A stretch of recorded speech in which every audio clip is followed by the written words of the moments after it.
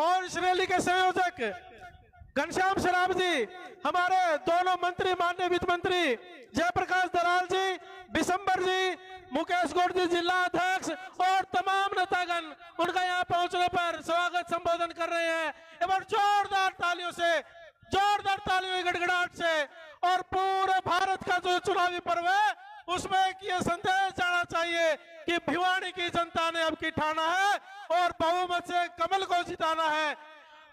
इसी कड़ी में मैं अब आगे निवेदन करना चाहूंगा आप सबसे। जब भी माननीय ठाकुर राजनाथ सिंह जी भिवानी की धरा पे पहुंचे हैं, चाहे वो हमारे विधानसभा के प्रत्याशी और वर्तमान में आपके विधायक और पूर्व मंत्री भी रहे घनश्याम शराफ जी, जो इस रैली के संयोजक, उनका चुनाव हो, या हमारे सांसद चौधरी धर्मवीर सिंह जी का चुनाव हो, वो जब भी आप पहुंचे हैं उन्होंने इस सीट को प्रचंड मार्जिन से जिताने का काम किया है, आपको श्रेय जाता है। और मैं निवेदन करूंगा माननीय मीना परमार जी आपको आमंत्रित करें, उससे पहले मैं आपको बता देना चाहता हूं कि माननीय ठाकुर राजनाथ सिंह जी के चोट में, पैर में चोट होने के कारण वो खड़े होकर के नहीं बोल सकते, तो एक उत्साह के साथ में हम उनका आमंत्रण करते हैं। भारत माता की वंदे वंदे। अब की बार अब मैं देश की सीमाओं की रक्षा जिनके नेतृत्व में बेहतरीन तरीके से हुई और आत्मनिर्भर भारत की सेना बनी और देश के वीर शहीदों के लिए जिन्होंने वीर ऐप लॉन्च किया ताकि उन परिवारों की मदद हो सके, वो आत्मनिर्भर बन सके, ऐसे देश के रक्षा मंत्री ठाकुर राजनाथ सिंह जी को आमंत्रित करती हूँ कि वो आए और अपना संबोधन दें। ठाकुर राजनाथ सिंह। वाह, बहुत बहुत धन्यवाद। बोलिए भारत माता की। वाह, हमारे यहां भारतीय जनता पार्टी के प्रत्याशी श्रीमान धर्मवीर सिंह जी, वित्त मंत्री हरियाणा श्री जयप्रकाश जी दलाल, मंत्री हरियाणा सरकार श्री बिशंबर सिंह जी, श्री घनश्याम शर्राफ जी विधायक, श्री शंकर थूपड़ जी लोकसभा संयोजक, श्री मुकेश जी गौड़ जिलाध्यक्ष भिवानी, श्रीमती किरण कलकल जिलाध्यक्ष चरखी दादरी, श्री भवानी प्रताप सिंह पूर्व अध्यक्ष नगर परिषद भिवानी, श्री शशि प्रमार पूर्व विधायक, ठाकुर विक्रम सिंह भिवानी, ठाकुर अजीत सिंह तंवर एडवोकेट, ठाकुर अजीत सिंह डीजीएम, श्रीमती मीना परमार, श्रीमती बबीता तंवर, श्री ओमवीर तंवर, श्री संजय तंवर, प्रधान सरपंच एसोसिएशन श्री अशोक कनौजिया हर्षवर्धन, जिला महामंत्री श्री शिव कुमार पाराशर, और इस मंच का संचालन कर रहे चंद्रपाल चौहान और पारस डालमिया। इस सभा में मौजूद मेरे सभी सम्मानित बहनों एवं भाइयों, आप सबसे मैं क्षमा चाहता हूं कि खड़े होकर देर तक इस समय मैं नहीं बोल सकता, क्योंकि डॉक्टर्स ने सलाह दी है कि कम से कम एक सप्ताह आराम करिए तभी पैर ठीक होगा। मैंने कहा इस समय आराम कहां हो पाएगा, तो मैंने सोचा है कि जब चुनाव समाप्त होगा तभी मैं 4-6 दिन आराम करूंगा, नहीं तो बराबर जनता के साथ संवाद स्थापित करता रहूं। बहनों भाइयों, आप लोगों ने बहुत गर्मजोशी से स्वागत किया है। आपने फूलों की हार पहनाकर मेरा स्वागत किया है, आपने तालियां बजाकर मेरा स्वागत किया है, और मैं मानता हूं कि भारत की परंपरा है और शिष्टाचार का तकाजा है, स्वागत सलाम दुआ कभी एक तरफा नहीं होना चाहिए। इसलिए मैं भी अपनी तरफ से शीश झुकाकर आप सभी बहनों भाइयों का हार्दिक अभिनंदन करता हूं, आप सभी का मैं स्वागत करता हूं। आज यदि मैं आया हूं तो केवल भारतीय जनता पार्टी के प्रत्याशी धर्मवीर जी के लिए वोट मांगने नहीं आया। आज यदि मैं आया हूं तो अपने छोटे भाई के लिए वोट मांगने आया। बहनों भाइयों, धर्मवीर जी का हमारा बहुत ही पुराना रिश्ता है, जीवंत रिश्ता है। भारत की संसद में भी जब हम लोग मिलते हैं एक दूसरे से, लगता है कि हमारा कोई मिल रहा है।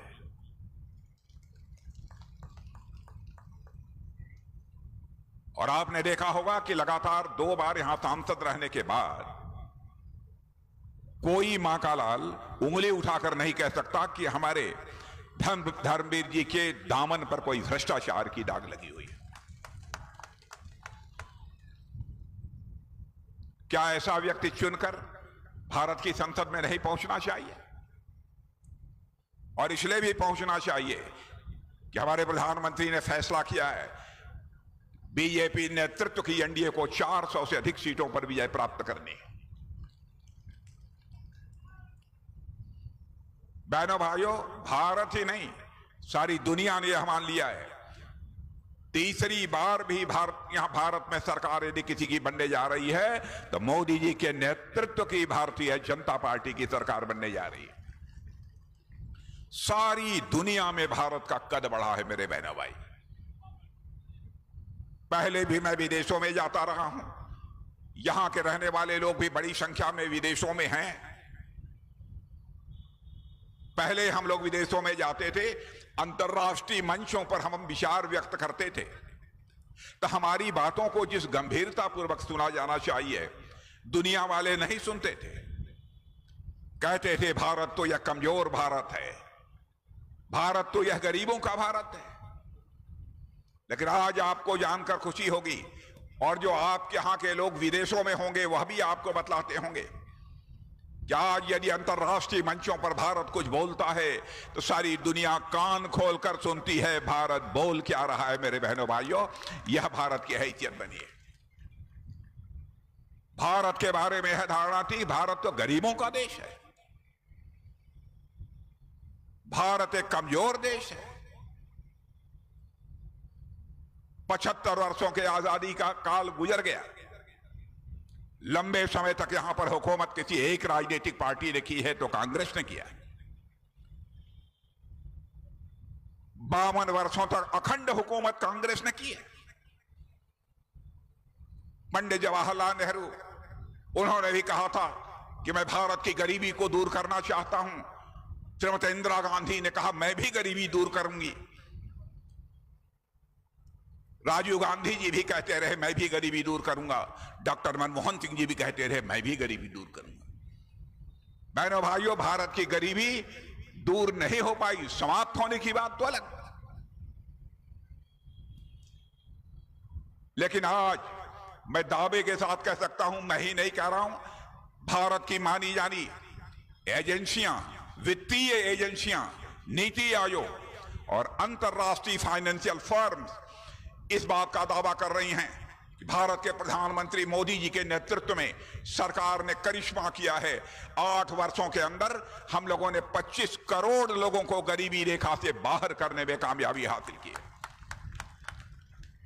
और आज मैं यकीन दिलाना चाहता हूं मेरे बहनों भाइयों, ऐसे ही यदि हमको सरकार चलाने का मौका मिल गया, 15 वर्षों के अंदर भारत में गरीब नाम का कोई व्यक्ति शेष नहीं बचेगा। छोटी छोटी बातों की किस हद तक हमारी गवर्नमेंट ने चिंता की है। कोई कच्चे मकान में नहीं रहना चाहिए। पहली बार आजाद भारत के इतिहास में पक्के मकान, जिनके पास कच्चे थे पक्के मकान मुहैया करें। कहा कि जिन घरों में नल के माध्यम से जल नहीं पहुंचता है वहां पर नल लगना चाहिए और नल से उसके घर में जल पहुंचना चाहिए। बहुत सारे देश में ऐसी माताओं बहनों को देखा है घर में पानी नहीं आता है। राजस्थान की हालत जाकर देखिए, दूर दराज जाकर घड़े पर घड़ा पानी का भरकर अपने घर वापस लौटती हैं, अपने घर की पानी की आवश्यकताओं को पूरा करती हैं। यह दर्द किसी भी प्रधानमंत्री के मन के अंदर पैदा नहीं हुआ। यह दर्द का एहसास यदि पहली बार किसी ने किया है तो हमारे प्रधानमंत्री ने किया है और यह फैसला किया है भारत में एक घर शेष नहीं बचने पाएगा जहां की नल के माध्यम से जल न पहुंच जाए। बहनों भाइयों, ये कोई छोटी उपलब्धि नहीं है। बहुत सारी योजनाएं हैं। मैं सारी योजनाओं की बहुत विस्तार में जाकर यहां पर चर्चा नहीं करना चाहता, आप लोग अच्छी तरह परिचित हैं। मैं एक याद दिलाना चाहता हूं, कोरोना का संकट इस 21वीं सदी का सबसे बड़ा संकट कोरोना का संकट था। बहनों भाइयों, दुनिया यह मानकर चल रही थी क्या होगा।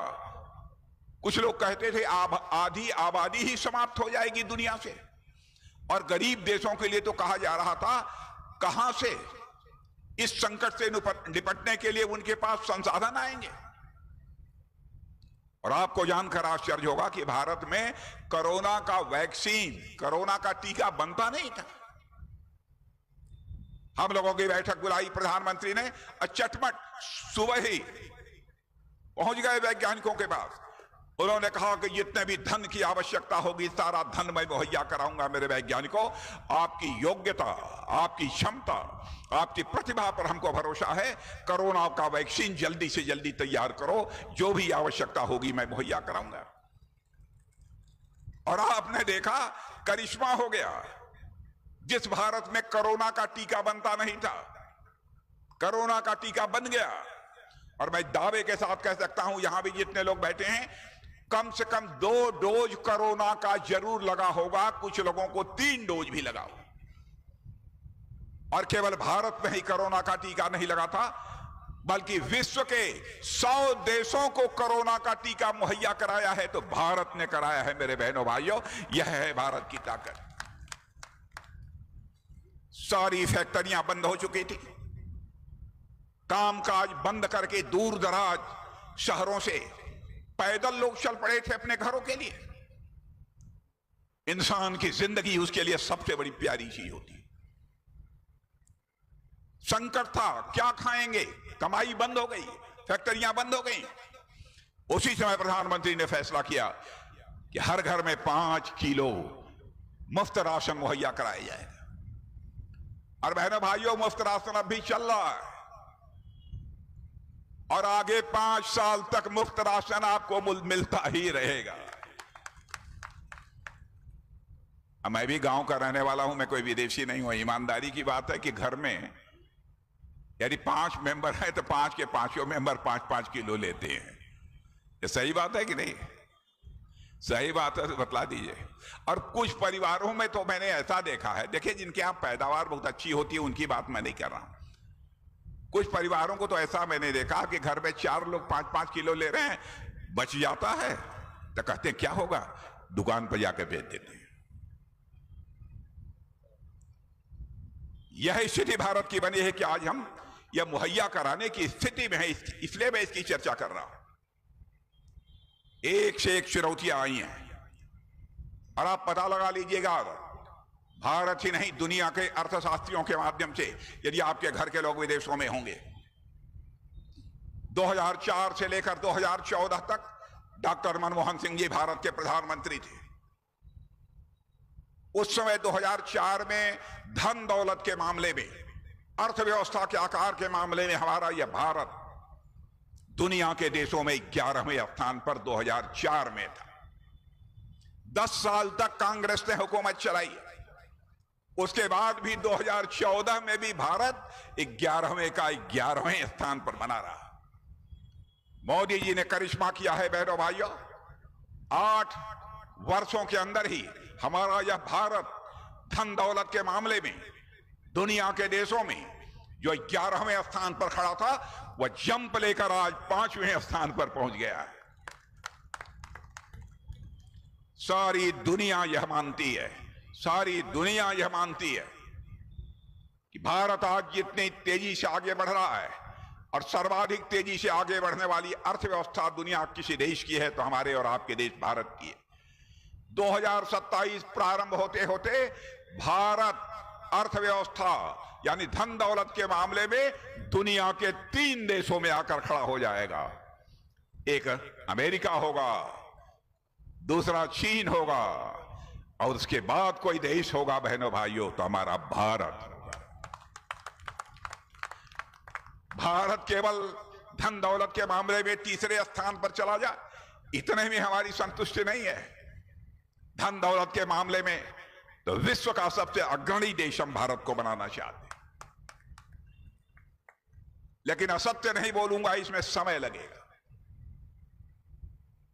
2047 तक हमारा भारत विकसित भारत बन जाएगा, लेकिन दुनिया की सबसे बड़ी अर्थव्यवस्था, दुनिया का सबसे धनवान देश बनने में ऐसे ही यदि भारत आगे बढ़ता रहा, 2070 तक भारत की अर्थव्यवस्था दुनिया की सबसे बड़ी अर्थव्यवस्था हो जाएगी। हमसे यदि रक्षा मंत्री होने के नाते कोई पूछे आप भारत को बनाना क्या चाहते हैं, मैं यह कहूंगा कि मैं तो भारत को विश्व की महाशक्ति बनाना चाहते हैं। लोग ये कहेंगे भारत को आप विश्व की महाशक्ति बनाना चाहते हैं, इसका मतलब क्या आप दुनिया के दूसरे देशों पर कब्जा करना चाहते हैं? क्या आप सारी दुनिया पर कब्जा करना चाहते हैं? क्या आप सारी दुनिया पर हुकूमत करना चाहते हैं? बहनों भाइयों, हम विश्व की महाशक्ति बनना चाहते हैं। दुनिया पर हुकूमत करने के लिए विश्व की महाशक्ति नहीं बनना चाहते हैं, बल्कि विश्व की महाशक्ति बनना चाहते हैं। विश्व के कल्याण के लिए हम विश्व की महाशक्ति बनना चाहते हैं।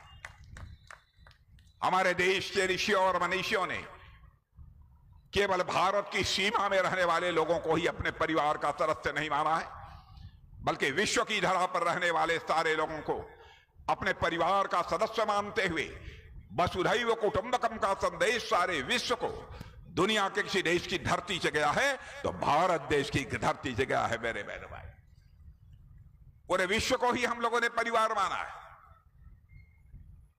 ऐसा है हमारा भारत। और जानते हैं, पाकिस्तान के एक सांसद हैं, नाम भी बतला देता हूं, नेट पर जाइएगा देख लीजिए। वहां के एक सांसद फजलुर रहमान साहब ने कहा है संसद में बोलते हुए, पाकिस्तान की संसद में बोलते हुए, कहा बताइए भारत और पाकिस्तान दोनों अस्तित्व में एक ही साथ है। अरे जब विभाजन हुआ भारत आज इतने आगे बढ़ गया, तो उन्होंने यह जो वाक्य वहां की पाकिस्तान की संसद में बोला है, कहा है फजलुर रहमान साहब ने कि भारत विश्व की महाशक्ति बनने की ओर तेजी से आगे बढ़ रहा है, लेकिन पाकिस्तान अपनी बर्बादी को बचाने के लिए दुनिया के सामने हाथ फैलाकर भीख मांग रहा है। यह मैंने नहीं कहा है, यह पाकिस्तान के सांसद ने कहा है, संसद। और आज हमारे राहुल जी, क्या हो गया इनको? बहनों भाइयों, पाकिस्तान के एक पूर्व मंत्री फवाद हुसैन ने कहा उरी और पुलवामा का जो घटना हुई थी, आतंकवादी घटना, वह पाकिस्तान सरकार ने कराया। वो मंत्री थे पाकिस्तान के, सच्चाई को स्वीकार किया। और जिस व्यक्ति ने यह कहा है, उसने कहा है, राहुल गांधी की तारीफ की है। अंग्रेजी में उन्होंने कहा राहुल ऑन फायर। माने राहुल की प्रशंसा पाकिस्तान में हो रही है। बहनों भाइयों, यदि राहुल गांधी की जगह में होता, पाकिस्तान यदि ऐसा कुछ बोलता कि पाकिस्तान की सरकार ने भारत में आतंकवादियों को भेजा था और हमारी तारीफ करता, तो बहनों भाइयों, ऐसी तारीफ को मैं ठोकर मार देता, उसको मैं नकार देता।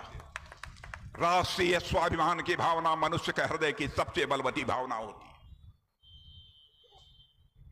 चंद्रशेखर आजाद, सरदार भगत सिंह, खुदीराम बोस, अशफाकुल्लाह खां, यही स्वाभिमान की भावना थी।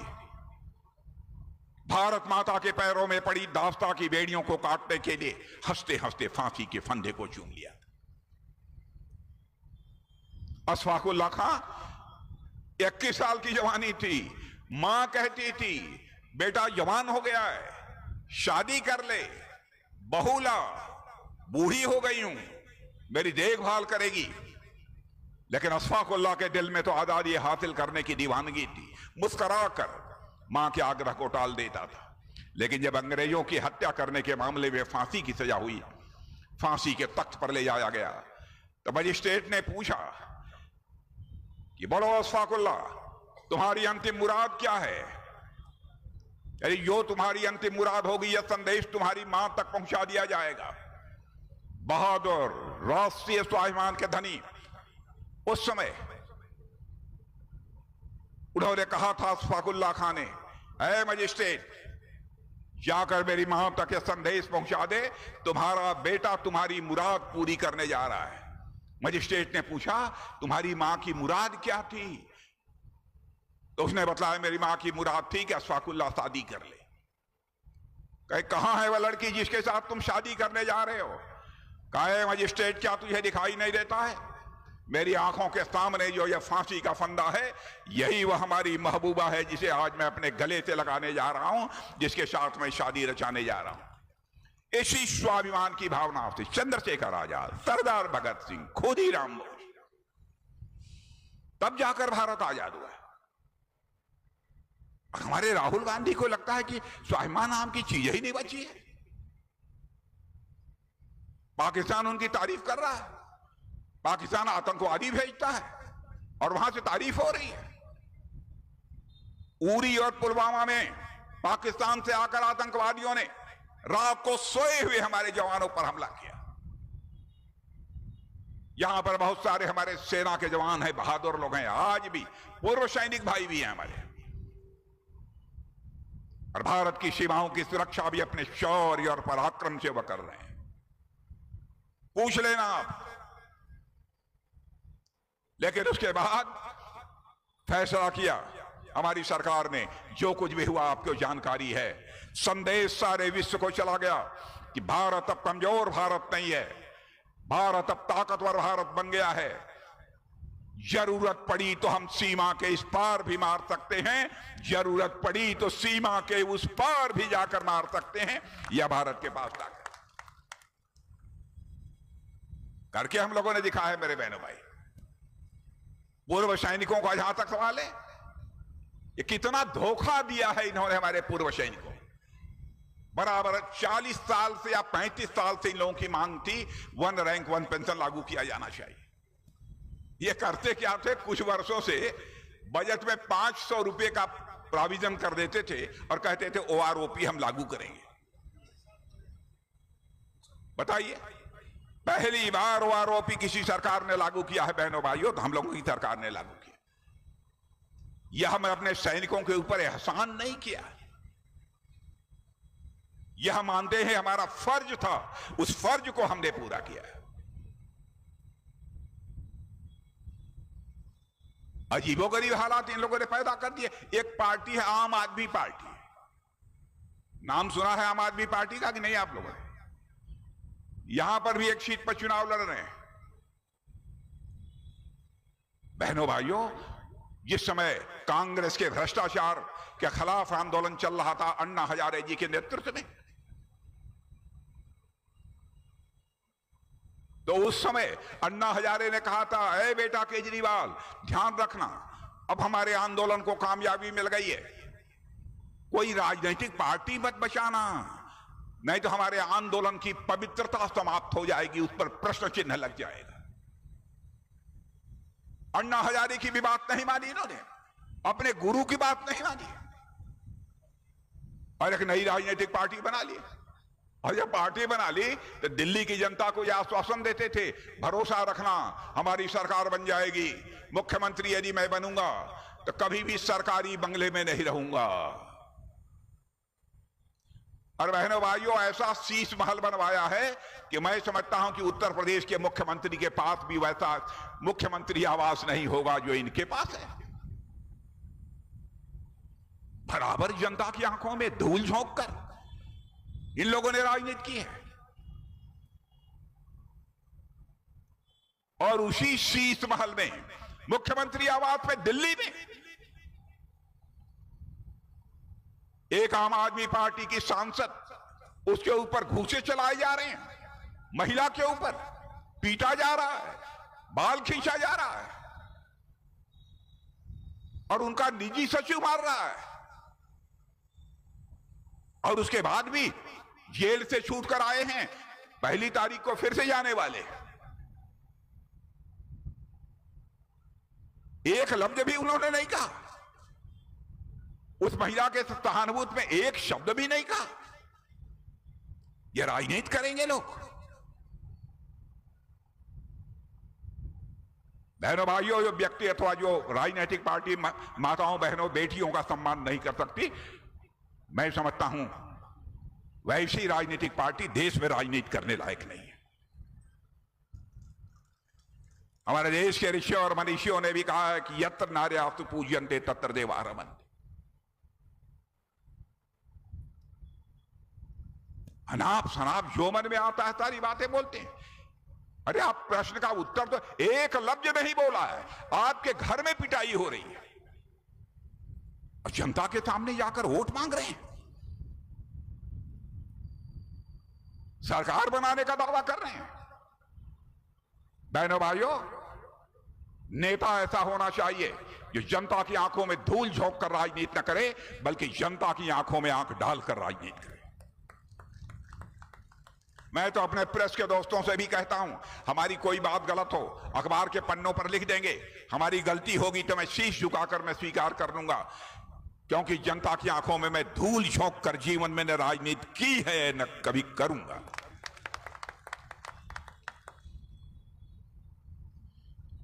ये लोग कहां देश को ले जाना चाहते हैं? माने आप आम आदमी पार्टी ने कांग्रेस के भ्रष्टाचार के खिलाफ आंदोलन किया, आज उसी के साथ गठबंधन कर लिया। कैसे चलेगा यह चरित्र? बहनों भाइयों, फैसला आपके हाथों में है। भारत तो तेजी के साथ आगे बढ़ रहा है और बढ़ता रहेगा। कभी कहते हैं अरे मोदी जी तो दूसरों के लिए वोट मांगते हैं, प्रधानमंत्री नहीं बनेगा। जब इस बात की जानकारी मिली तो मैंने कह दिया, सुन लो, मोदी जी 2024 में भी भारत के प्रधानमंत्री बनेंगे, 2029 में भी भारत के प्रधानमंत्री बनेंगे।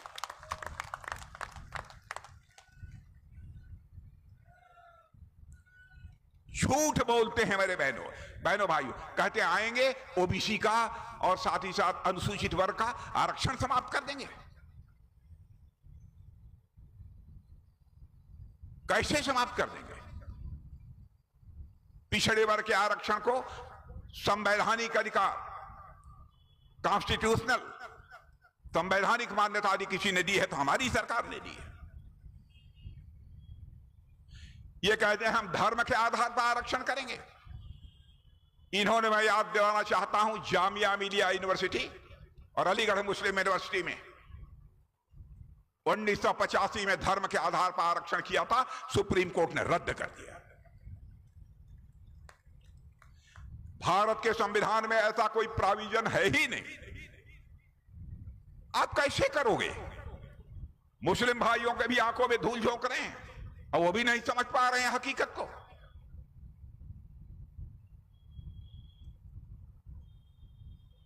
अजीबोगरीब हालात इन लोगों ने पैदा कर रखी है।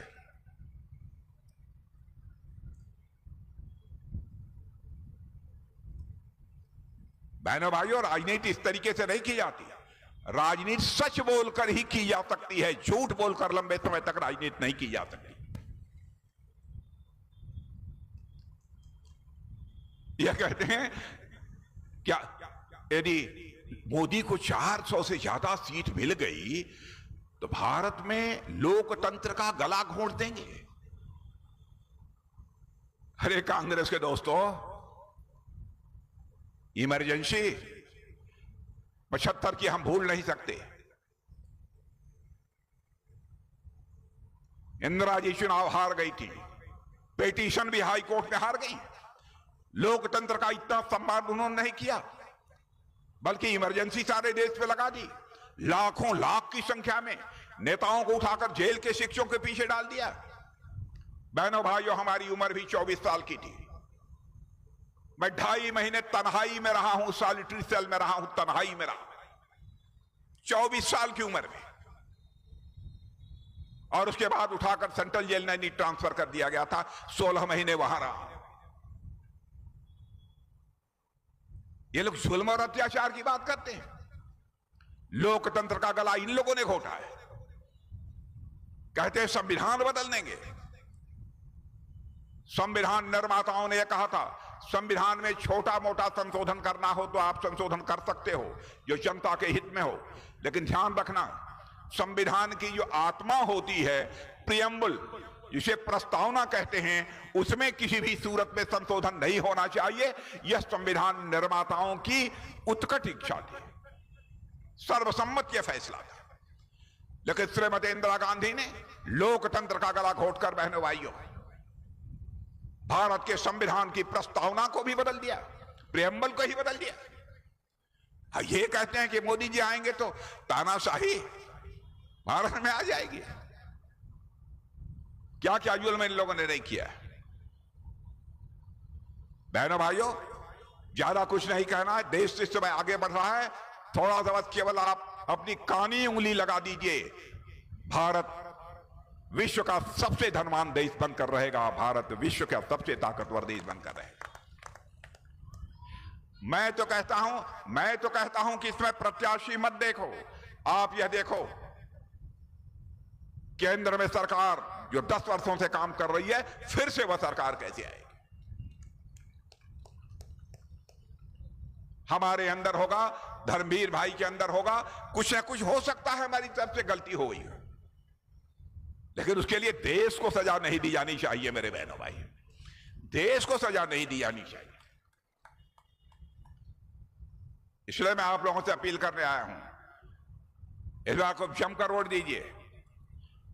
जमकर वोट मत दीजिए, देना है तो झूम कर वोट दीजिए। पूरे परिवार सहित वोट दीजिए। और एक बात हम लोग बहुत पहले कहते थे, मैं आपको याद दिलाना चाहता हूं। हम लोग कहते थे भैया समझ लो, देश में लक्ष्मी जी तभी आएंगी जब भारतीय जनता पार्टी जीतेगी। तो कोई हम लोगों की बात मानता ही नहीं था। कांग्रेस के लोग कहते थे ये भाजपा वाले झूठ बोलते हैं। हम लोगों ने बहुत सोच समझकर अपना चुनाव चिन्ह कमल का फूल रखा। सोच विचार कराकर, क्योंकि हम लोग जानते थे लक्ष्मी जी जब भी आती हैं, आपने कहीं देखा होगा लक्ष्मी जी का चित्र, तो लक्ष्मी जी को कभी हाथ हिलाते हुए नहीं देखा होगा।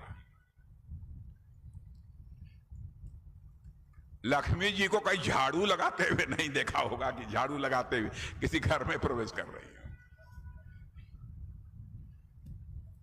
लक्ष्मी जी को हाथी पर भी बैठ के आते नहीं देखा होगा आपने। बहनों भाइयों, लक्ष्मी जी घर में आती हैं, कमल के फूल पर ही बैठकर लक्ष्मी जी आती हैं, बैठकर भी आती हैं और हाथ में कमल का फूल भी लेकर आती हैं।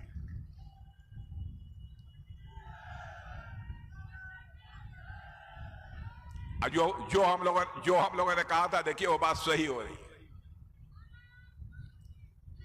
भारत की गरीबी शीलें समाप्त हो रही थी। मुझे लगता है लक्ष्मी जी प्रतीक्षा कर रही थी कमल वालों की सरकार कब बनेगी, तब मैं चलूंगी।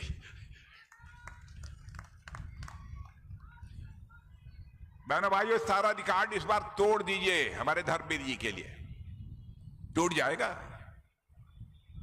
पिछली बार कितने जीते थे? 4,44,000। इस बार 5.5 मार दीजिए ना, मार दीजिए 5.5। अरे इतने वोट से तो मैं नहीं जीता था जितने वोट से जीते।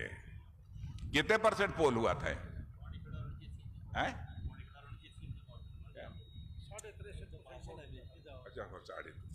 बताइए, इसका मतलब कि इनकी सज्जनता, इनकी सक्रियता, इनकी शराफत पर आप तो लगातार 10 साल से अपनी मुहर लगाते चले आ रहे हैं। बहनों भाइयों, इस बार भी लगा दीजिए।